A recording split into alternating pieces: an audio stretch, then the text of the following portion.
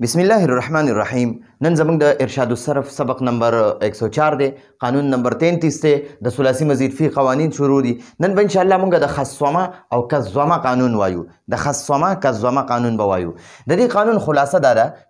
خلاصه دا ده چې هر کله د لس حروف ثا ذال دا دو شو،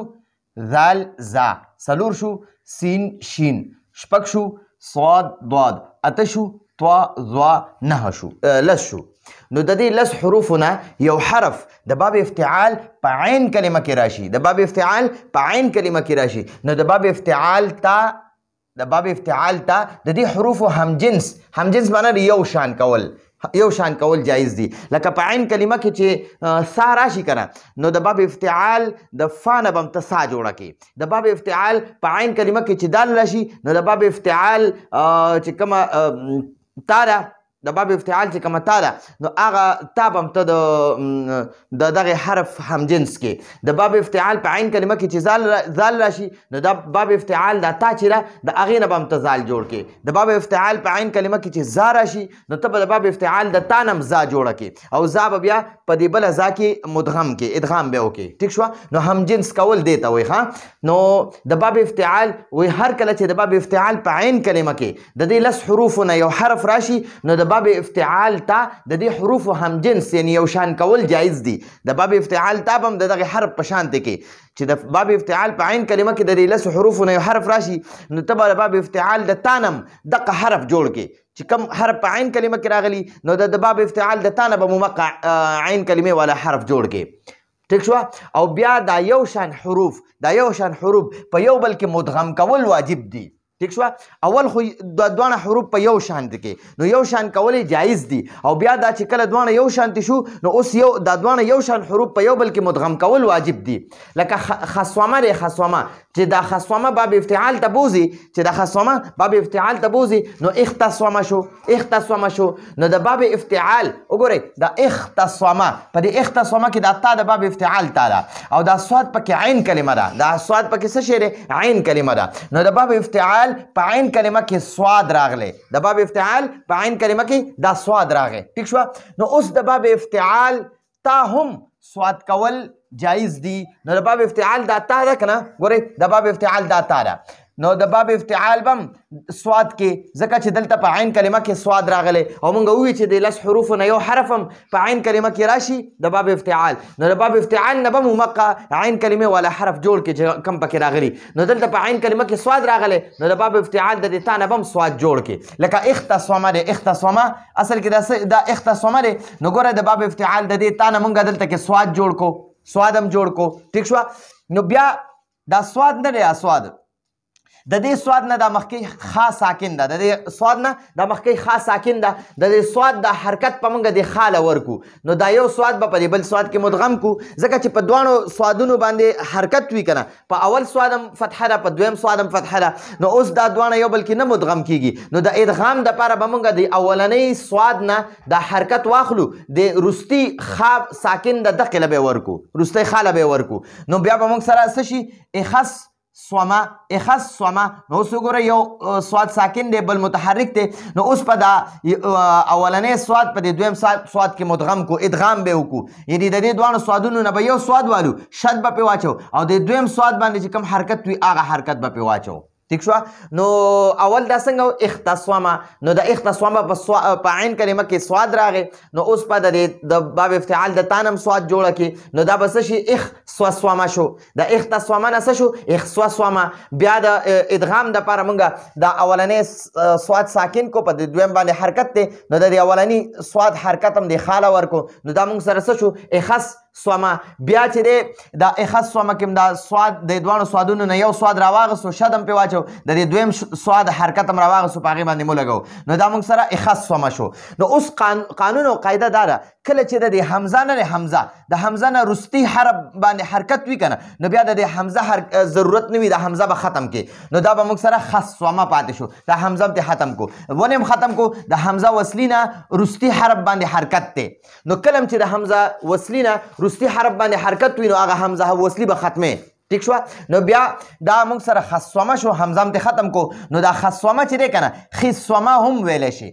دا خصومه هم ویلی شي خصومه هم ویلی شي خو دا خصومه ویل نه دي خصومه ویل دا قلیل دي یعنی لږ زیات خصومه نه ویلی کېږي بلکې خصومه ویلی کېږي خو لږ خلک یې خصومه وایي ټیک شو اوس چې دا کومه خبرې موږ وکړې که نه دا خبرې ما دلته لیکلي دي ګورئ ورته نو سواد جوړول جایز دي بیا مو سواد په سواد کې ادغام دپاره د اول سواد حرکت مخکې خاله ورکړو ګورئ دا ګورئ د دې سواد حرکت مو د مخکې خاله ورکړو ټیک شو او یو سواد مو په بل سواد کې مدغم کړو نو ګورئ دا موږ سره بیا اخصومه شو بیا هم دا یو سواد پر بل سواد کې مدغم کړو نو اخصومه شو ټیک شو بیا د حمزه وصلي نه وروستی حرف متحرک و نو ګورئ دا حمزه وصلي دی د ده نه دا وروستی خا ده دا خا متحرک و نو حمزه وصلي مو حذف کړو نو دا حمزه وصلي مونږه حذف کو ختم هم کړو نو خصومه شو ټیک شو او دا خصومه ویل هم جایز دي خو قلیل دی دا خصومه چې دی دا مونږه خصومه هم ویلی شو خو خصومه ویل قلیل دي لکه لږ خلک خصومه وی او زیاتره خلک خصومه وی ټیک شو او که چېرته د باب افتعال په عین کلمه کې تا راشي باب افتعال په عین کلمه کې تا راشي د باب افتعال خو یو خپله تاوي کنه یو که په عین کلمه کې تا راشي نو بیا پکې اظهار کول هم جایز دي او ادغام هم جایز دي نو دا ټول جوازي دی دا قانون ادغام هم جایز دی او اظهار هم جایز دی د اظهار مثال لکه اقتتل نو ګورئ دا اوله تا چې دا د باب افتعال ده او دا دویمه تا د عین کلمې تا ده نو دا موږ سره اقتتل شي ټیک شوه نو دا همدغه شانتې اظهار پکې هم وشو او د ادغام مثال لکه اقتتل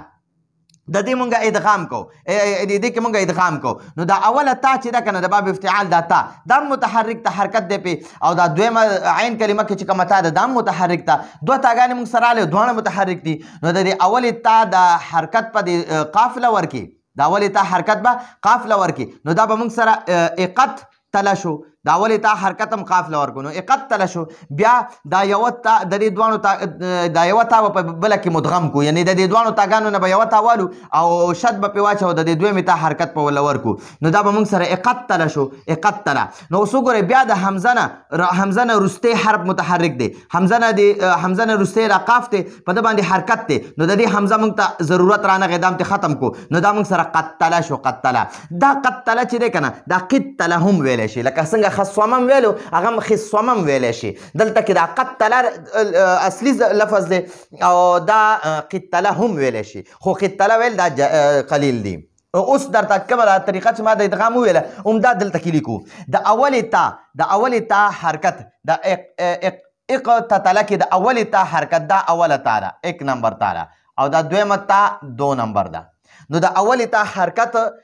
تا حرکت مو قاف ساکن له ورکړو نو ګورئ دا قاف ساکن دی د قاف ساکن لم د اولې تا حرکت ورکړو او اوله تا مو په دویمه تا کې مدغم کړه نو اقتله شو نو اوس د حمزه وصلي نه د دې حمزه وصلي نه وروستی حرف متحرک دی دا وروستی قاف دی دا متحرک دی نو حمزه وصلي حذف شو د ده ضرورت رانغی ځکه چې دا مونږه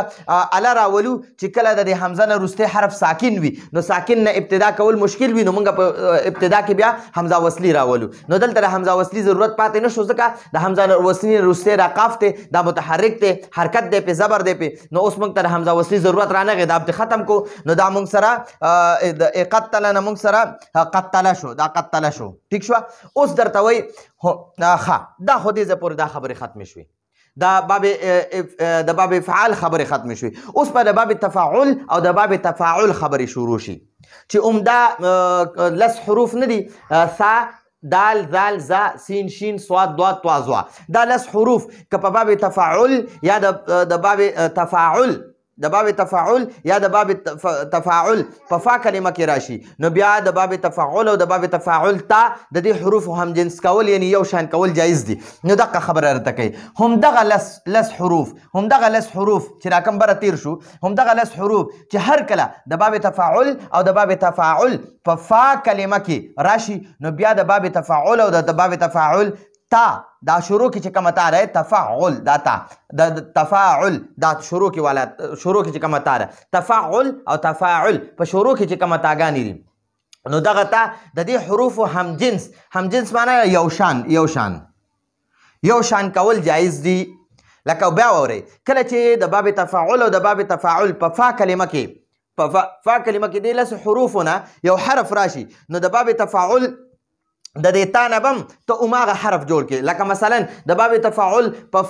فا کلمه کې سا راله نو ته به د باب تفاعل د دې تا نه هم سا جوړه کړي نو بیا به دا دواړه ساګانې په یو بل کې مدغم کړي یا د باب تفاعل په فا کلمه کې دال راغی ته به د باب تفاعل او د تفاعل د دې تا نه دال جوړ کړي نو دال به په دال کې مدغم کړي د باب تفاعل په فا کلمه کې زال راغی نو ته به د باب تفاعل د دې تا نه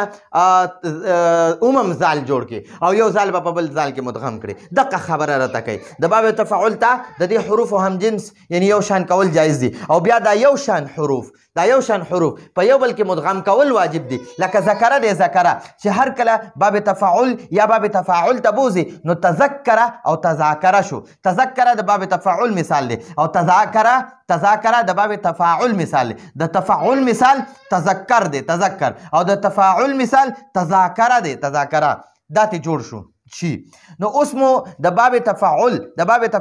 او د باب تفاعل تا هم زال کړه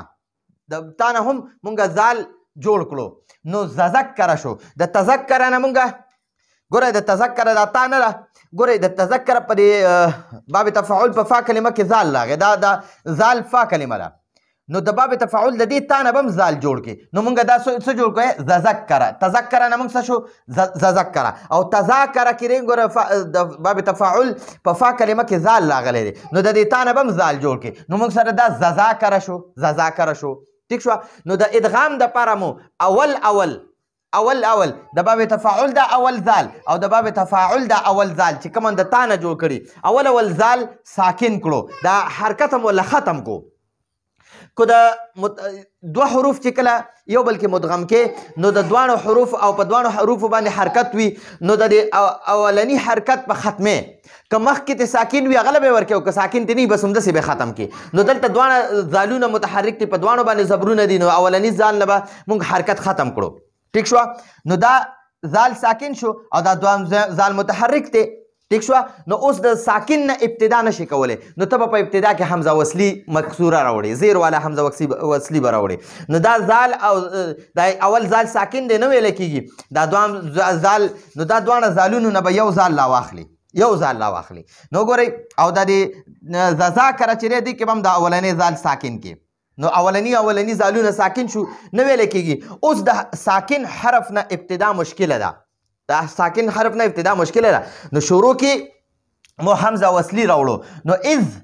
اذ ذکره او اذ ذاکره شو